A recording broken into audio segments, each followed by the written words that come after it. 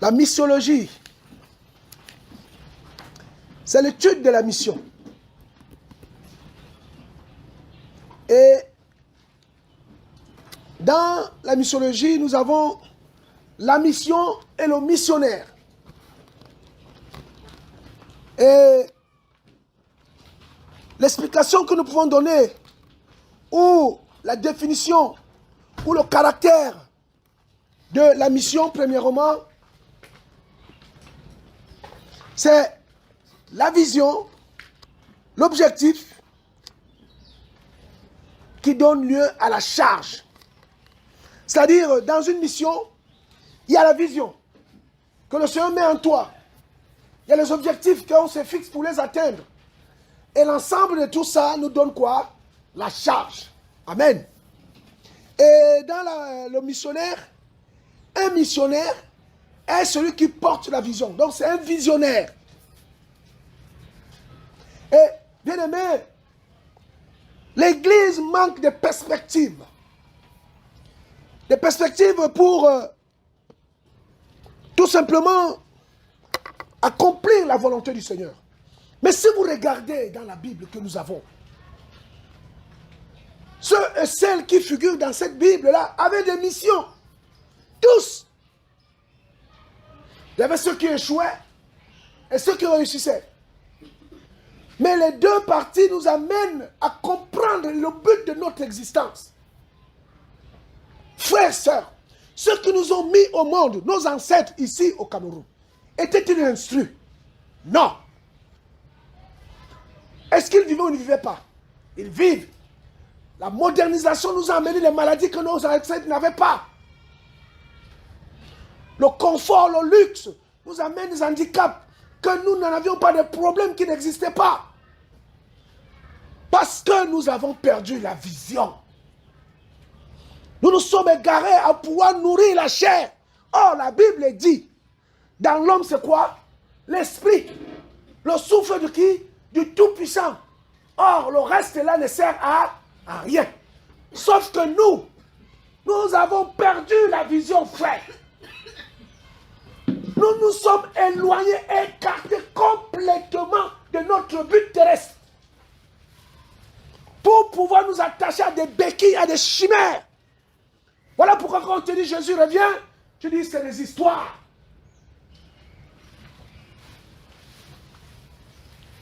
La missiologie, c'est comprendre quelle est ma mission en tant que missionnaire. Envoyé, commissionné, mandaté, délégué, formé pour ça. Et des hommes s'en vont dans... Mais il y a une colère qui monte. Les hommes s'en vont dans des égarements. On les voit dans des assemblées comme des moutons de parmi qu'on égorge. On les dépouille, on les détruit. Ils croient servir le Seigneur alors qu'ils ne le servent même pas. Et on pavane partout, on dit on est chrétien. Chrétien de qui, de quoi? Le Seigneur ne te connaît pas. Parce qu'un missionnaire, celui qui a eu la mission, il se réfère à celui qui l'a envoyé. Il ne se réfère pas à un prophète. Il ne se réfère pas à un pasteur parce que j'ai reçu une prophétie dont ça vient du Seigneur. Faux. Il va au pied de la croix pour demander, Seigneur, est-ce que cette parole que j'ai reçue vient de toi ou pas? Voilà pourquoi notre vie chrétienne est médiocre. On ne connaît pas la puissance du Saint-Esprit, frère. La puissance de l'onction que le Paul avait. Elle a perdu son existence, son sens dans l'église du Seigneur. Il n'y a plus rien. On est obligé d'aller voir les guérisseurs pour qu'on nous donne les bagues pour chasser un petit démon. Alors que celui qui a écrit la parole, à laquelle tu, soi-disant, tu crois, te dit vous marchez sur les épaules, je comprends toutes les puissances de l'ennemi. Mais tu ne vis pas ça. Dès que tu vois un cancre dans la maison, tu vas trembler comme une feuille. Où est l'espérance que tu as en toi? Frère, il faut qu'on parle et qu'on remet l'arche à sa place. Il faut que l'arche du Seigneur soit remise à sa place. Et là, vous verrez, frère, dans cette nation, qu'il y a des hommes qui sont en train d'être loin, que vous négligez, vous méprisez, mais qui, dans l'avenir, on va dire qu'ils ont touché à la magie. Parce qu'ils ont compris le sens de leur existence. Et qu'ils font confiance à celui qui les a envoyés. Les hommes qui ne s'attendront pas à ce qu'ils vont manger demain ou après-demain. Ils s'attendront à celui qui les a envoyés. Et ils feront la volonté de celui qui les a mandatés. Alléluia. Amen. Quel est le but de ton existence? C'est de construire les maisons. La Bible dit que le ciel et la terre sera roulé comme un livre. Tu le sais. Mais l'œuvre du Seigneur souffre, tu ne fais rien. Les orphelins, les prisonniers, les malades, ton argent, tu le gardes en banque pour construire une maison en étage. Cette maison est vouée à la destruction, tu le sais. Tu es incapable de venir en aide à ton frère ou à ta soeur. Tu es là, tu écoutes.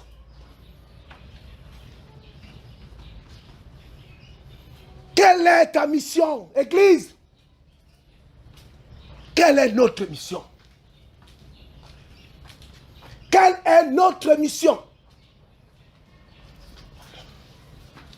Il faut savoir, frère, que le Seigneur a donné à notre Éléhu, Yahvé, Sabaoth, Yireh, Yeshua, ne nous envoie pas dans le monde pour rien.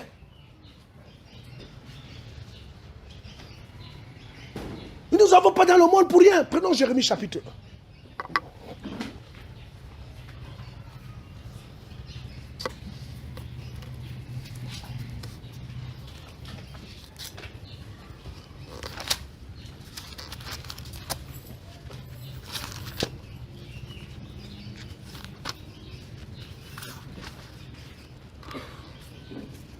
Jérémie.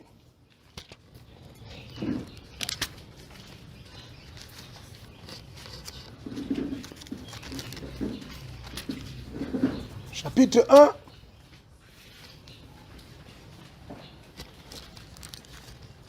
Le verset 4 à 5.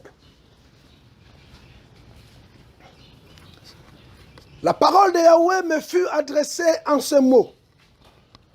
Avant que j'étais formé dans le ventre de ta mère, je te connaissais. Et avant que tu ne sois sorti de son sein, je t'avais consacré. Je t'avais établi prophète des nations. Amen. Frère, le mot est lâché. On parle de la consécration. Or, si nous prenons le mot consacré, nous voyons que derrière, on va dire dédié, on va dire fait pour, on va dire que né pour.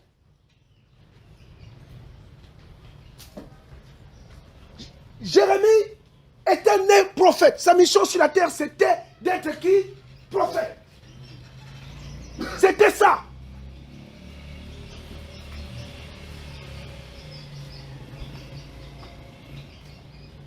Il était né prophète.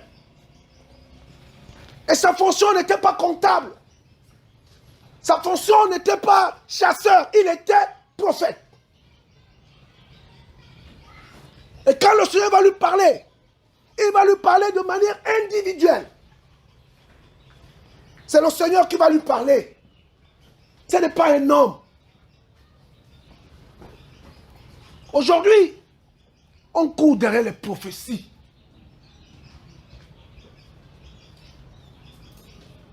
Pour entendre si on a une parole qui vient du Seigneur. Parce que ouvrir ta propre Bible toi-même, prendre 31 heures du temps par jour, c'est tellement beaucoup. Quand tu vas sur Internet pour faire les courses. J'aime bien Mathieu Lotunassi, il parlait bien. J'aime bien Gédéon. J'aime bien Guy Vincent Kodja. Joël Tatou. Comment on appelle celui-là? Mais, où est ta relation?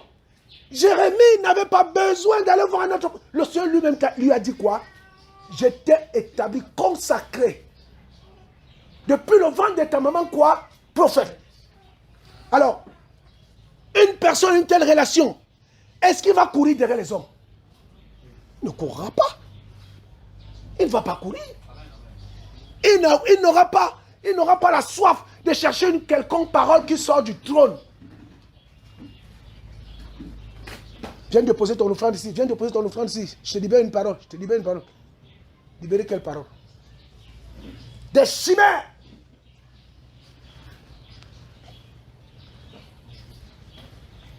C'est quoi ta vision?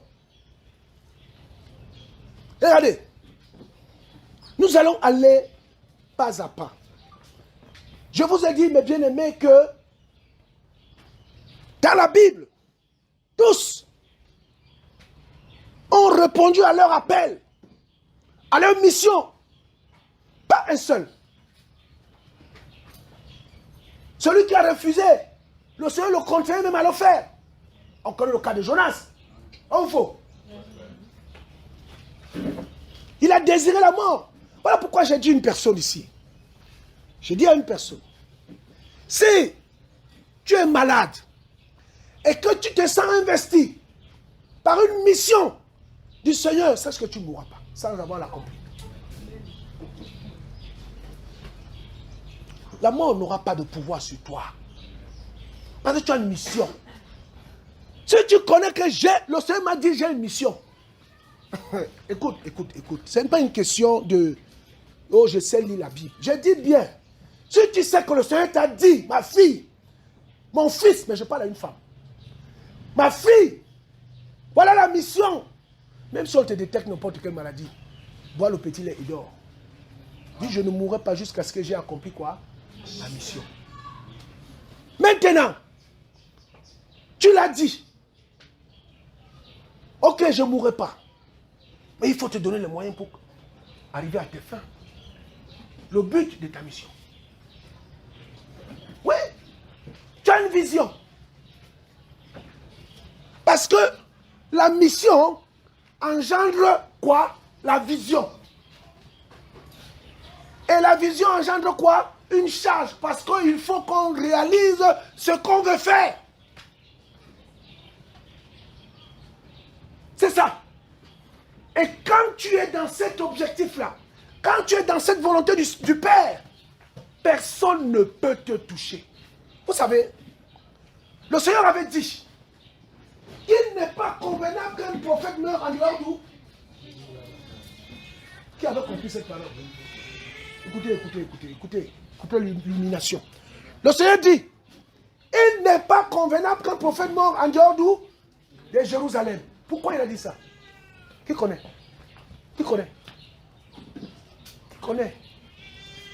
Pourquoi le Seigneur a dit qu'il n'est pas convenable qu'il meure en Samarie, qu'il meure en Judée, qu'il meure à Dan, à Nephtali?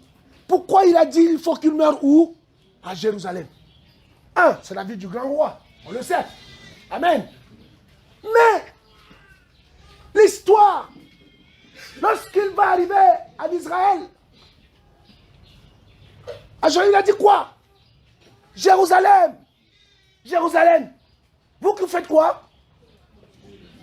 Vous faites quoi? Vous tuez les prophètes. Les prophètes mouraient à Jérusalem. Parce qu'ils étaient dans le cadre de leur exercice. Alléluia.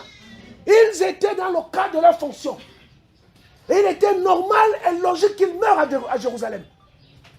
Toi, un enfant de Dieu, un enfant de Elohim, tu dis tu crains le Seigneur. Maintenant, je commence à expliquer. Tu dis tu crains le Seigneur. Mais on te trouve dans le vol, le détournement. On te trouve là-bas. Tu te retrouves en prison. Et en prison là-bas, tu meurs de maladie. Tu meurs à Jérusalem? Non. Écoutez encore quelque chose encore. Dans la loi, frère, le sacrifice d'animaux, le sang était aspergé où? Autour de l'autel. Amen. Écoutons ce que la Bible dit maintenant, la révélation. Ta vie est consacrée. Le sang était versé où? Oh, le sang c'est la vie, vrai ou faux? Donc ta vie doit tourner autour de l'autel. L'autel c'est quoi? La croix. Acclamez le Seigneur.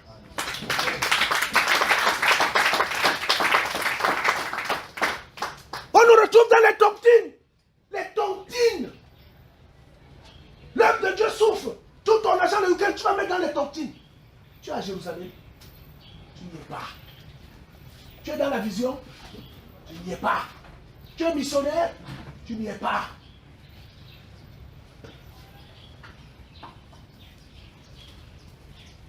Alléluia. Amen.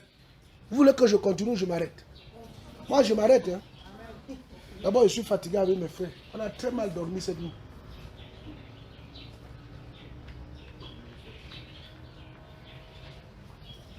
Où est ta vision, frère? Tu es là 30 ans. Tu fréquentes les assemblées. 2 ans, 3 ans, 4 ans. Qu'est-ce que tu as décidé de faire pour ton Elohim? Dis-moi ce que tu as décidé de faire. Tu as fait quoi? Tu as fait quoi? Tu as fait quoi? Tout pour toi, il faut que j'achète un terrain, il faut que j'aille ma maison, il faut que je fasse ceci, il faut que je fasse ceci. Mais toi-même, tu as fait quoi pour lui? Lui qui te donne le souffle de vie, là, tu lui donnes quoi en retour? Parce que tu viens dire ici, merci Seigneur, merci tu es bon, merci tu vas donner les enfants. C'est ça qu'il mange. Alléluia. Amen. Quelle est ta vision? Ta vision c'est quoi? Ciel. Mais commence à préparer ta monture. Puis tu vas aller au ciel. Fais sa volonté. Et pourtant c'est simple, c'est écrit. Mais on ne veut pas rendre visite aux orphelins. Il y a une femme ici, une soeur ici, qui a les orphelins. Il faut s'en occuper. Et elle se bat toute seule. Alléluia.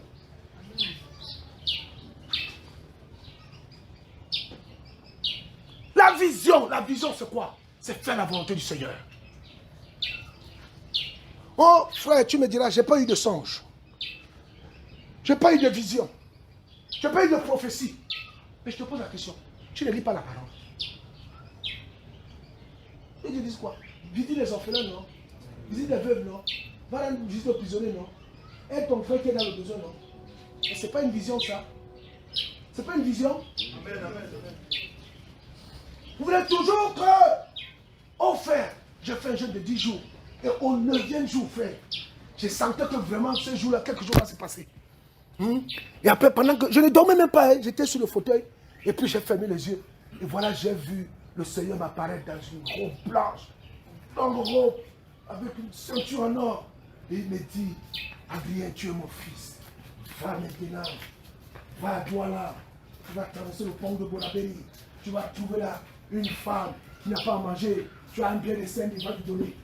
C'est ce qu'on veut. Ah, le Seigneur m'a apparu pour nourrir notre ego. Donc s'il apparaît, pourquoi il peut apparaître à moi? C'est Père, depuis que je t'ai pris, même pas un songe. Mais le Seigneur a dit que celui qui a pris sans avoir.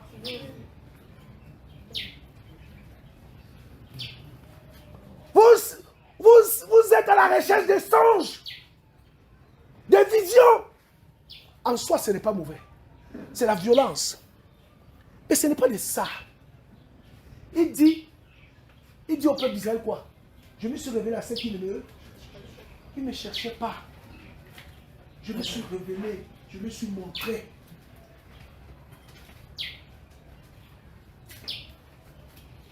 Tu as décidé que toi, ton porte-monnaie ne peut jamais rester 105 000. Ça dit que ton porte-monnaie là, si tu dis que tu es foiré, il y a un derrière bien de 5 000 dedans. Même si tu vois ton frère qui coupe pour ta soeur, tu as dit, mais 5 000 là, c'est pour moi, et rien que pour moi, ça c'est ma décision, ça. Ma soeur, vraiment, je dois aller rendre visite. On a un frère qui est en prison là, dans ma famille, je voulais rendre visite, mais je n'ai même pas de quoi lui acheter à manger, parce que tu dois me... Ah non frère, c'est très difficile. Je n'ai rien. Regardez frère. Il y a une histoire dans la Bible. C'est l'histoire d'Esther. Amen. Est-ce qu'on peut lire l'histoire d'Esther?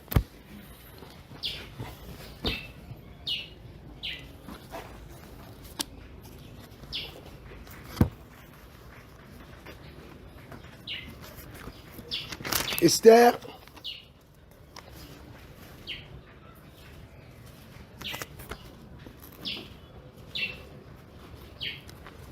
Oui.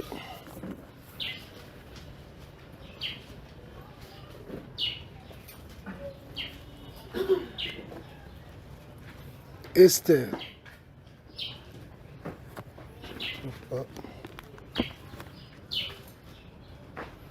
Qui a trouvé?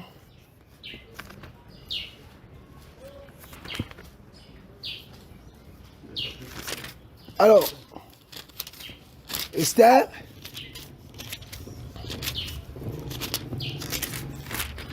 nous connaissons, attends mon frère, je vais te dire,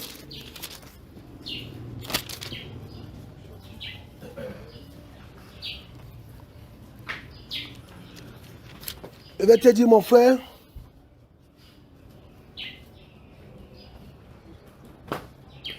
à partir chapitre 4. Il faut lire à haute voix, mon frère. J'amène Esther, chapitre 4. Tu peux lire, mon frère. Or, quand Mardokhai eut appris tout ce qu'il avait été fait, il déchira ses vêtements et se couvrit d'un sac et de cendres. Puis il alla au milieu de la ville en poussant avec force des cris amers et se rendit jusqu'à la porte du roi, car il était interdit d'entrer dans le palais du roi revêtu d'un sac. Dans chaque province, dans les lieux où la parole du roi et son décret parvinrent, il y eut une grande désolation parmi les Juifs. Ils jeûnaient, pleuraient, poussaient des gémissements, et beaucoup se couchaient sur le sac et la cendre. Les servants d'Esther et ses eunuques vinrent lui raconter ces choses, et la reine fut très peinée. Elle envoya des vêtements à Mardokhai pour le couvrir. C'est Mardokhai. Amen. Et lui faire ôter son sac. Mais il ne les prit pas. Alors Esther appelait Hathach, l'un des eunuques que le roi avait établi pour la servir. Et elle le chargea de demander à Mardokhai ce qui s'était passé et pourquoi il agissait ainsi. Hathach sortit vers Mardokhai sur la place de la ville, devant la porte du roi. Mardokhai lui raconta tout ce qui lui était arrivé, ainsi que le détail de l'argent que Haman avait promis de peser dans le trésor du roi pour qu'on fasse périr les Juifs. Il lui donna une copie de l'écrit du décret qui avait été donné à Sus pour les détruire, afin de le faire voir à Esther, l'informer et lui ordonner de venir vers le roi, demander grâce et faire une requête en face de lui pour son peuple. Ainsi Hathach vint et rapporta à Esther les paroles de Mardokhai. Continue, mon frère. Esther dit à Hathach et lui ordonna de dire à Mardokhai: tous les serviteurs du roi ainsi que le peuple des provinces du roi savent que pour tout homme ou femme qui entre chez le roi dans la cour supérieure sans avoir été appelé, il n'y a qu'un seul décret, la mort. Seul celui à qui le roi tend son sceptre dort vit. Et moi, je n'ai pas été appelé à entrer chez le roi. Voilà 30 jours. On rapporta les paroles d'Esther à Mardokhai. Mardokhai dit de répondre à Esther: n'imagine pas en ton âme que la maison du roi échappera plutôt que tous les Juifs. Mais si tu te tais, en ce temps-ci, le secours et la délivrance se lèveront d'un autre lieu pour les autres, pour les Juifs. Mais toi et la maison de ton père, vous périrez. Et qui sait si tu n'es pas arrivé à la royauté pour un temps comme celui-ci. Alléluia. C'est quel verset? 14. Qui sait si tu n'es pas arrivé où? À la royauté pour un temps comme. Alors, qu'est-ce qu'on comprend, bien-aimé? Écoutez, frère. Le Seigneur est un investisseur. Oui, je dis bien, c'est un investisseur. Je dis et je répète, le Seigneur c'est un investisseur. Il investit dans nos vies. Mais vous n'avez pas lu la parabole de talent? Hein? Vrai ou faux? Celui qui a enterré son talent, il lui a dit quoi? Méchant serviteur. Il fallait mettre mon talent en banque, tu me rapporter quoi? Les intérêts? Ça va vous choquer, mais il faut qu'on utilise notre langage pour que nous puissions le Seigneur puisse ouvrir notre intelligence. Le Seigneur investit dans nos vies. Nous sommes ces instruments qu'il utilise pour promouvoir son règne, son retour, son autorité, son royaume. Esther, orpheline de père et de mère, va être élevée par son oncle. Et le Seigneur va créer une situation assise pour qu'elle accède à la royauté. Parce que comme il est omniscient, il savait ce que Aman projetait de faire contre le peuple juif. En gros, Esther était née, écoutez bien, la beauté d'Esther, alléluia, amen. La beauté d'Esther a été façonnée pour qu'elle soit la femme du roi et pour qu'en sa position de reine, elle puisse empêcher le carnage des Juifs. Mais elle-même ne le comprenait pas. Mais il avait en lui son oncle, Mardokhai, homme de prière, homme de foi, qui croyait à l'Élohim des Juifs, qui va lui dire, écoute ma fille, écoute mon enfant, le but de ton existence, le but de ton accession, le poste que tu occupes là, je ne sais pas moi, c'est là où tu es là, il y a des situations qui se présentent pour ce père-là. C'est-à-dire dans ta vie, dans ton existence, tu vas travailler, tu vas parcourir le monde entier, mais il y a une seule situation qui va se présenter à toi. Si tu la loupes, tu loupes le temps de ta visitation. La mission.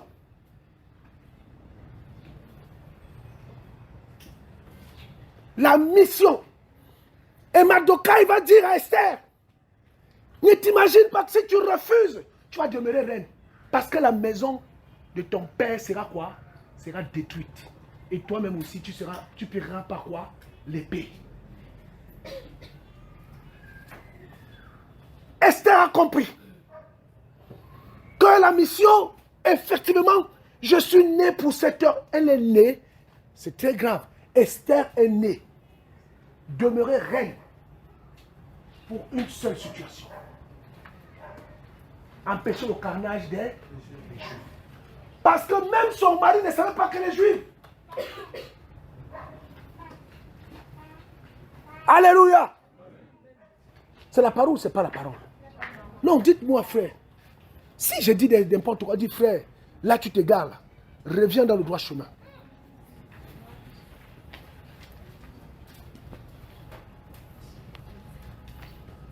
Amen. Alors, Esther a dit, je prends conscience de ma mission. Il n'y a pas une autre personne qui puisse empêcher le carnage des Juifs, si ce n'est moi. Il a plu au Seigneur que je devienne la femme du roi pour empêcher cette heure-là. Et elle a dit quoi? Si on continue à l'écrire, elle va dire que priez pour moi. Il a dit on prend un temps de jeûne avec tous les gens de sa maison. Et il dit à Marjorie, priez aussi pour moi. Pour que le roi, quand j'arrive devant lui, il fasse quoi? Il m'étend son sceptre. Il y a un homme, Néhémie. Il était valet. Boy. Néhémie était quoi? Boy. C'était un boy. Un goûteur de vin. Un homme sans instruction. Mais qui va rebâtir les murailles de Jérusalem.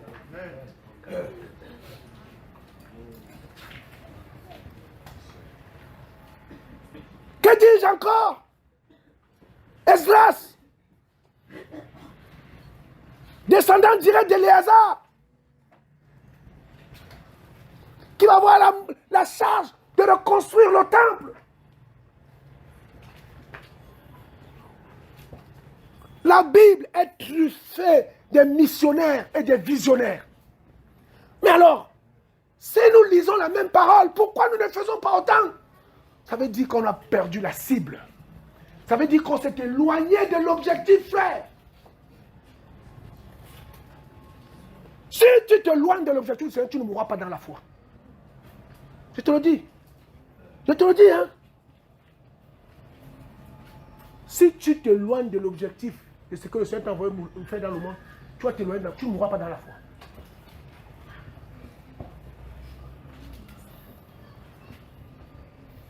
Il n'est pas convenable qu'un prophète meure en dehors d'où?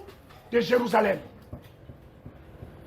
Alors si tu as accepté le sacrifice du Seigneur Yeshua Hamashiach à la croix, parce que dans le livre de Lévitique, la Bible déclare que le sang de l'aspersion des animaux était versé autour de quoi? De l'autel. Aaron prenait le sang dans son doigt et mettait sur les quatre cônes de quoi? De l'autel.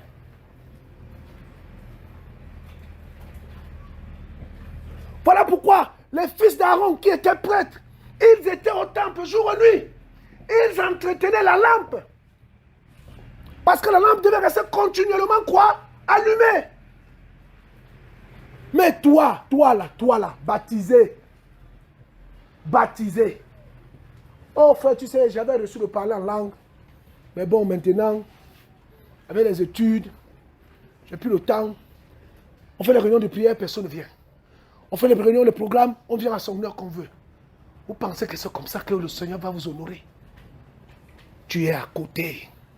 Il faut que tu reviennes. Écoutez, frères, sœurs, nous sommes arrivés dans un temps où il faut se recadrer. Amen. Il faut se recentrer.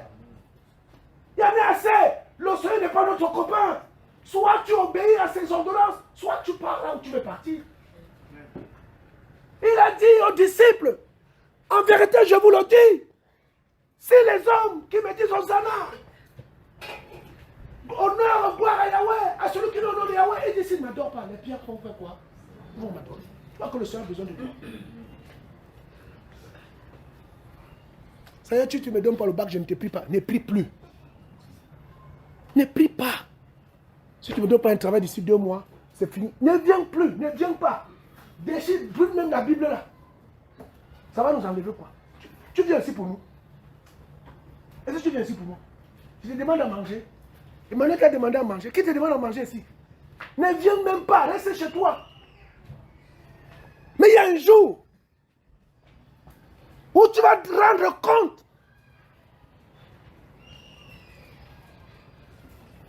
frère, qu'est-ce qu'on veut de nos vies? Qu'est-ce qu'on recherche, église? Vous recherchez quoi? Vous pensez que le sacrifice à la croix a été fait en vain? Pour que nous ayons des belles maisons, des belles voitures? Vous voulez quoi?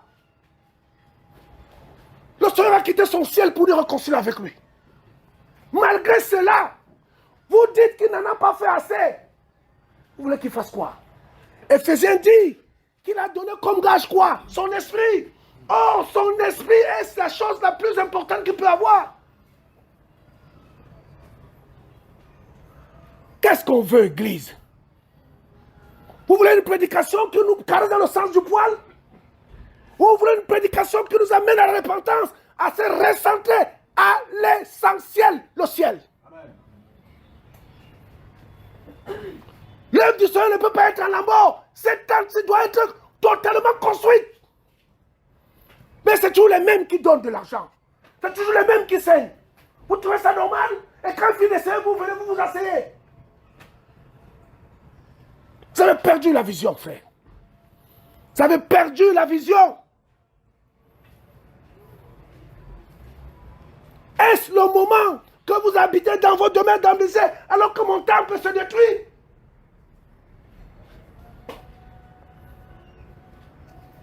Alléluia. Frères, sœurs, l'heure est grave. L'église du Seigneur s'est détournée de sa vision. Et pourtant la même Bible. Nous avons chanté ici qu'il est le très haut, le tout-puissant. Mais en réalité, si Jésus était le tout-puissant, ne devons-nous pas obéir à ses injonctions? Ne devons-nous pas trembler quand il nous parle? Que quand on ouvre la Bible, on voit qu'il nous dit quelque chose. Il dit, vous dites que je suis votre père, dans le livre de Zacharie. Mais où est l'honneur que vous faites? Où est l'honneur que vous m'accordez? Où est le respect? En réalité, dans nos cœurs, je vais vous choquer, Jésus est devenu notre roue de secours. Si Jésus n'était pas notre roue de secours, ce qu'on voit là, on ne verrait pas ça.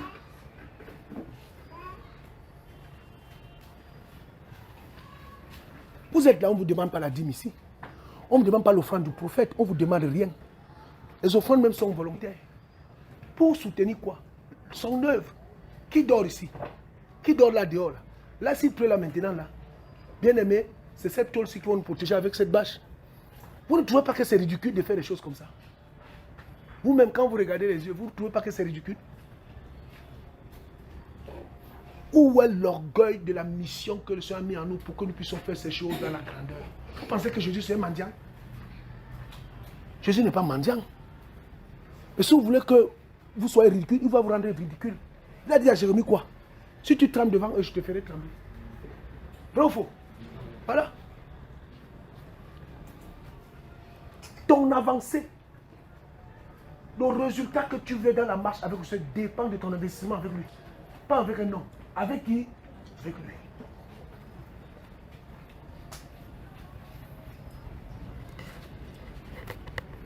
Qu'est-ce que vous voulez? Qu'est-ce qu'on veut? Moïse!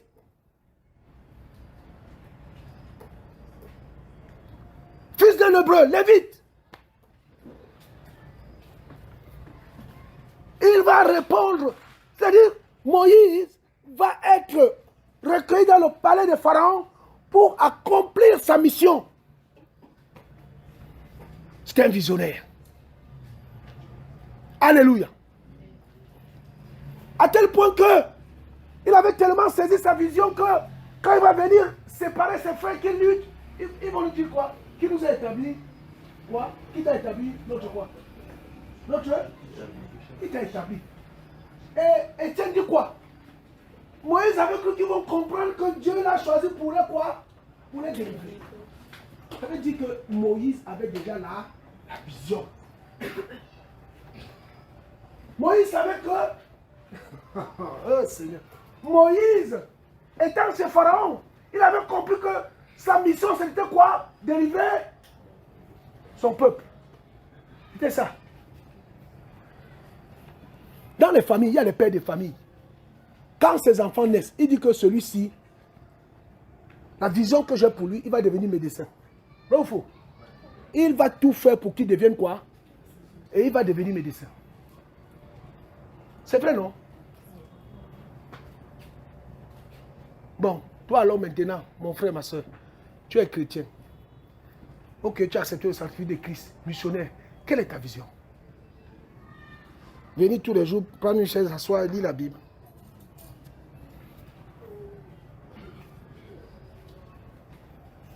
Amen. C'est compliqué, hein?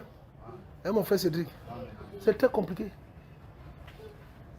Le Seigneur dit dans sa parole, la moisson est, mais il y a peu d'eau. Donc, alors, si la moisson est grande et qu'il y a peu d'eau, il y a un problème. Il y a un problème. Ça veut dire que ceux qui arpentent les mers, les ciels, qui remplissent les synagogues, n'ont pas saisi la vision, n'ont pas reconnu leur identité de missionnaire.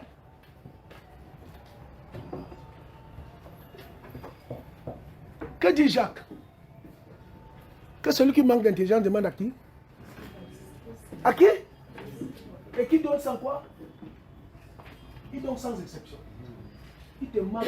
Donc si tu es là, que tu me connais, moi je connais ma vision. Moi je la connais. Alléluia. Moi et ma femme nous connaissons. Et on travaille pour ça. Voilà pourquoi je peux sortir. Je viens avec vous ici là un mois. Et c'est que je suis en train de faire mon travail. Et ça ne se limite pas là. Prêcher c'est une chose. Mais vivre la parole c'est autre chose.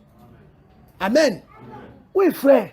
Prêcher là ne me coûte rien. Je viens de bavard, je fais mon one-man show là. Je sors là, je prends mon poisson berger, je mange. Jésus est bon, je m'en vais dormir. Mais Jésus me dit que tu as fait quoi? Tu n'as rien fait. Je t'attends ailleurs. Parce que tu connais toi-même ta vision. Je dis oui Seigneur. Il y a même des choses que je fais sans qu'un frère me demande. Il ne comprend pas. Amen. Mais pourquoi je le fais? Mais parce que je réponds à la vision. C'est comme ça. C'est comme ça, frère. Et chacun de nous, à son niveau, doit le faire. C'est-à-dire que tu parles au matin comme ça, là. Tu es en train de faire les courses, toi, ma soeur. Tu arrives devant un tas de macabo. Tu dis, oh, la sœur Josiane aime le macabo. Le Seigneur qui te dit, achète, va lui donner. Amen. C'est ça. Amen. Mais oui, ma soeur, c'est la vérité. En fait, il faut être sensible au langage du Seigneur. Tu es en train d'acheter des habits. Tac. Tu as un habit. Tu sais. Hey, ma soeur là aussi, vraiment, ça peut aller. Hein. Achète, va donner à ta soeur. Va donner. Vous voulez que le Seigneur nous parle comment? Josiane, Jésus-Christ de Nazareth, c'est moi. Vas-y au marché de Moukolo. Tu vas traverser 2 comptoirs. Tu vas arriver à gauche, tu vas trouver un jeune homme là, il est habillé en noir. Tu vas avoir une robe bleue, rouge. Achète ça, va donner ça à sa soeur. Ok, c'est j'y vais. Non. Non. Alléluia. La Bible dit que le Seigneur parle tantôt d'une manière. Mais voilà. Et il parle aussi par conviction. Donc quand tu fais quelque chose et tu sens en toi, fais. Fais-le. Et tu vas voir.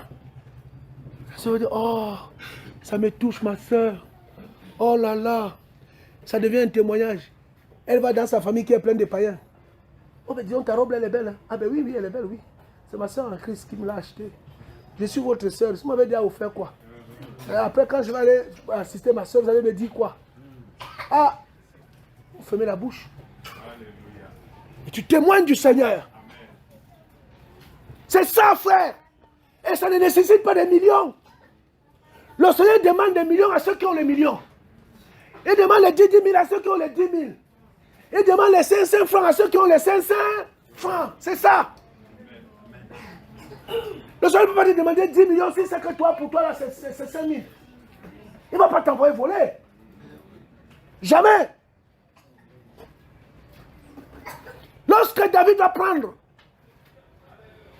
la décision, il va savoir qu'il est missionnaire pour construire le temple du Seigneur. Et ce, le Seigneur a dit ne construis pas. Il a dit non, ton idée est bonne. Mais voici, tu es un homme de guerre, tu as trop versé le sang. Et moi, je ne veux pas que ma maison soit couverte de sang. Prépare les ustensiles, c'est une bonne idée. Mais ce n'est pas toi qui le feras. Mais c'est ton fils. Mais il va dire d'abord. Il va d'abord dire à Nathan. Je veux aussi vous dire quelque chose aussi. Voilà encore un volet. Par rapport à la mission et à la vision. Qui est ton ami? David était roi. Son ami était qui? Nathan le prophète. C'était un prophète. Il était connecté. Mais toi, tes amis, c'est des païens. Ils vont te dire quoi? Qu'est-ce qu'ils vont te dire de bon? Oui. Ah, moi, je n'aime pas trop être marché avec mes soeurs. Elles sont trop coincées. Avec mes copines, on peut dire de tout, on rigole aux éclats. Quand on te trouve en train de rigoler, les pieds sont en l'air comme ça. Dès que tu viens ici, on te donne le bon Dieu sans confession. Alléluia, amen. Ça va ma soeur? Oui. Le Seigneur fait grâce. Alléluia. Par sa grâce, mon frère. Ah, je suis heureux de te voir. Alléluia. Et dès que tu rentres au quartier là-bas, Asso, tu as compris? Non. WhatsApp aujourd'hui, la WhatsApp là. Ah! Vous êtes prêts à acheter des crédits de méga pour les communications, mais aucun méga pour écouter les enseignements. Amen ou pas? Amen. Vous faites les calculs de vos mégas dans vos portables que pour les testos. Ah ben moi, 250, je peux envoyer 250 textos. Ah ben, ok, Orange a donné le bonus. Oui, ok, tu connais le code? Oui. Terminé. Je peux appeler ma copine, je peux appeler mon frère, c'est tout. Mais on ne prend jamais les mégas pour dire, ah, 1 heure d'enseignement là, c'est beaucoup, hein. Mais il me faut quand même 300, 500. Je vais écouter. Même les anciens font ça. Quand j'appelle un, tu as écouté tes enseignements? Ah, je n'ai pas encore eu le temps hein, d'écouter, mais avec mes mégas là, c'est un problème. Mais tout le temps, on est au téléphone. Quand tu l'appelles, tu vois, ton correspondant est déjà occupé.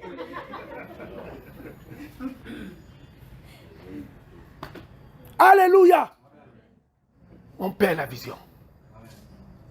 On perd la vision.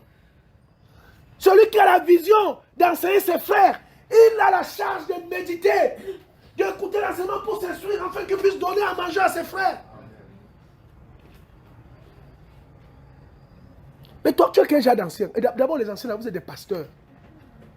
Nous, on n'est pas dans le système. La Bible dit qu'un ancien est pasteur. Et qu'est-ce que Paul dit? Paul dit qu'il doit être prompt à quoi? À l'enseignement. Pour qu'il enseigne. Si toi, tu attends souvent le programme comme ça là, pour que tu puisses être enseigné pour donner aux autres, tu es à côté. Tu as ton voisin, tu as tapé à côté. Ce n'est pas suffisant. Un ancien qui sur la vision, il médite la parole quotidiennement. Même quand il travaille, il a les écouteurs Bluetooth. Il écoute la Bible. Il écoute un enseignement. Il est là. Il est connecté, frère. Ancien. Bonsoir, mon frère. Ah, mon frère, excuse-moi, j'ai une question. Oui. Mais la Pentecôte, là, ils étaient combien de jours à la chambre haute? Ah, si je n'ai pas la réponse, le Saint-Esprit va nous aider. Hein? Mes frères, vous êtes là. Est-ce que vous pouvez me solliciter? Vous pouvez m'aider là? Non, frère, quand même. C'est le B.A.B.A. Dis à ton frère B.A.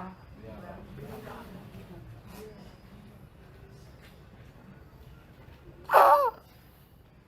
Ou c'est une soeur qui va lever la main dans l'assemblée. Ah, moi j'ai la réponse. Ancien. Franchement. Alléluia. Tu es en train de perdre la vision. Tu dois instruire le peuple du Seigneur. C'est ça ta mission. Ce n'est pas de frapper les papas jusqu'à 23h. Tu rentres chez toi, tu es carbonisé. On ne te donne même pas de couscous, tu manges, tu dors direct. Quand le Saint-Esprit dit, lève-toi à 4h, puis il dit, Seigneur, je suis fatigué. 7h, le réveil se lève. Ok, alléluia. Tu bois un bon café avec un bon pain, un beurre là. Hop. Tu prends ton sac au dos, tu vas partir au travail. Toute la journée sous le soleil. Et dimanche, tu vas donner quoi au peuple du Seigneur? Jeudi, tu vas faire quoi? La réunion de prier dans la semaine. Tu viens, tu ne viens pas. Tu ne viens pas. Tu es à la tâche. Tu es esclave du Pharaon. Tu dois dire, Seigneur, tu m'as donné la vision. Tu mets en moi la charge. Maintenant, tu vas au travail-ci. Le travail-ci, c'est un piège pour moi. J'ai mal. J'ai des enfants qui sont malades. J'ai une maison que je dois payer. Qu'est-ce que je dois faire? Il faut que tu me dises ce que je dois faire. Parce que je ne veux pas te désobéir. Mais voici, j'ai une femme qui ne travaille pas. J'ai 2 enfants qui doivent aller à l'école. Je fais comment?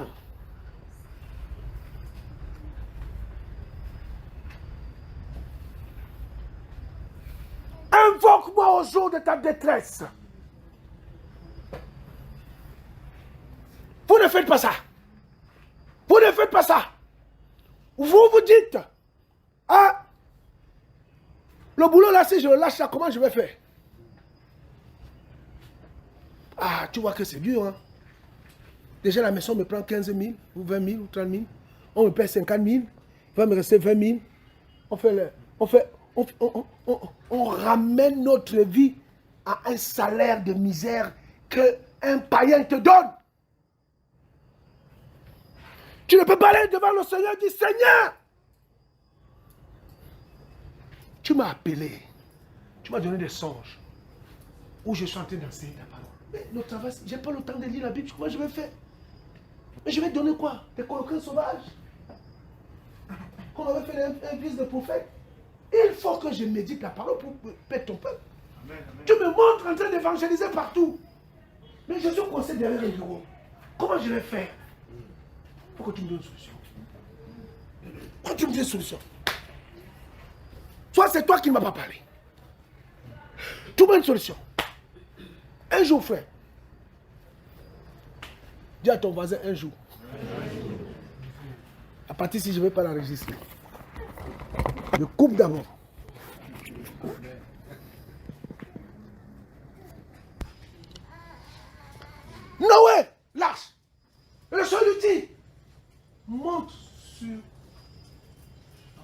C'est là-bas que tu vas la construire. À telle enseigne qu'on se moquait de lui. Et lui, il l'interpellait. Parce qu'il avait la charge, il avait la vision, ça veut dire qu'il était missionnaire. Il était missionnaire pour ça. Personne ne l'a cru.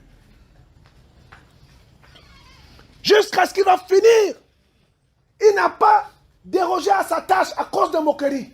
À cause de la dureté du labeur. Noé portait les piquets à l'épaule avec ses enfants matin soir pour construire l'arche. Il devait grimper une colline pour construire l'arche au sommet de la colline. Car c'était sa mission.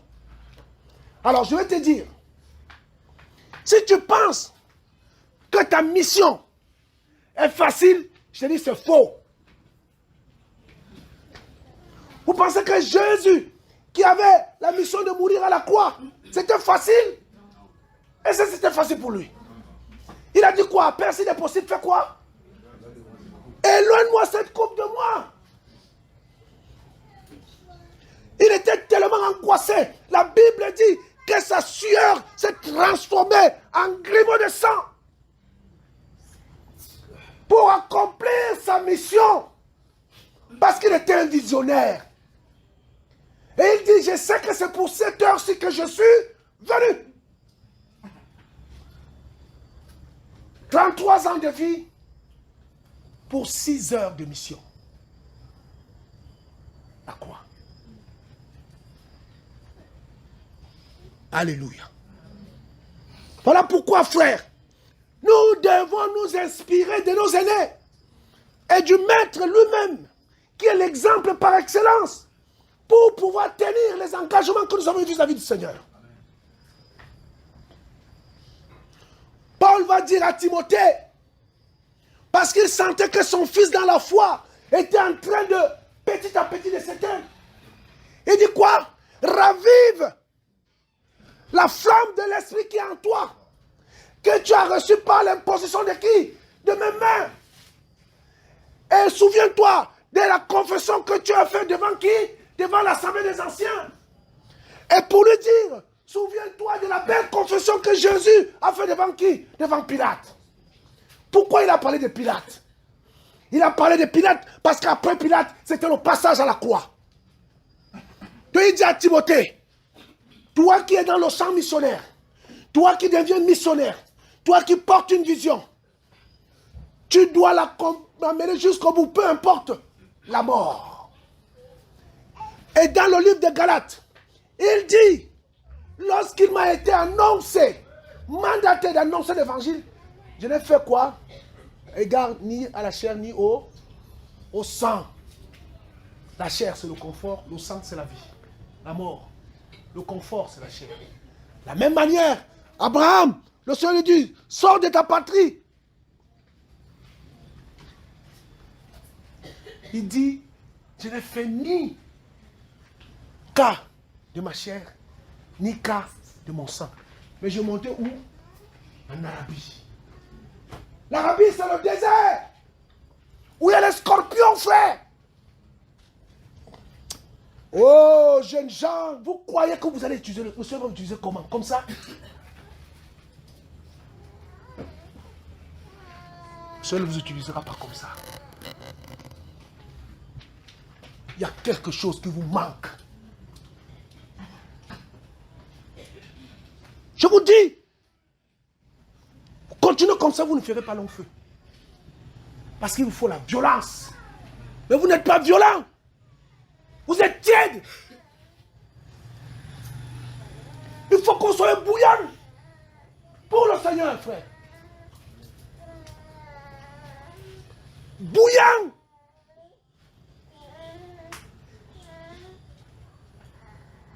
La vision, frère, où elle est où? C'est quoi l'objectif de cette assemblée ici? Dites-moi. C'est quoi votre objectif ici? Vous voulez faire quoi de tous ces hommes-là? Faire une assemblée où vous allez vous retrouver tous les dimanches, où vous vous confrontez. Comme bien, les soeurs préparent très bien ici, j'ai remarqué. Vraiment, hier, là, j'ai bien mangé. Alors, si c'est ça l'objectif, que les dimanches, un dimanche sur 3, c'est une agape ici, là, vraiment festif. Ah ben, vous n'avez pas loupé le coche, hein, c'est bien, vous êtes dans votre objectif. Allez, faites de toutes les nations les disciples. Voilà la vision générale. Mais pour en faire des disciples, il faut qu'il y ait les formateurs.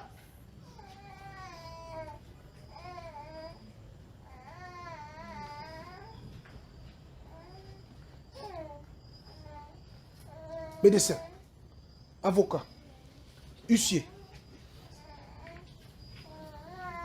je sais pas moi, préfet, gouverneur, ministre. Vous n'avez pas la vision de toucher ces gens-là. Pourquoi est-ce que ces gens n'ont pas besoin du Seigneur? Mais pour parler à des gens comme ça, pour être loin. Ils sont tellement embrigadés dans les choses que si tu as une petite vie de prière, tu pars là-bas, c'est toi qui vas être ramassé là-bas. Tu viens si tu commences à ramasser les papiers. Ils ont accepté, ils ont fait leur choix. Maintenant, tant qu'ils vivent, il y a de l'espoir.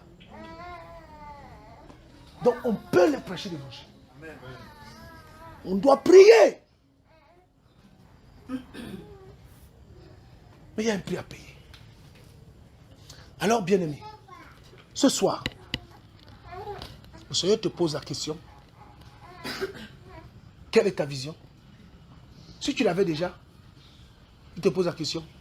Où est ta vision? Amen. Amen. La réponse, mes bien-aimés, vous l'avez.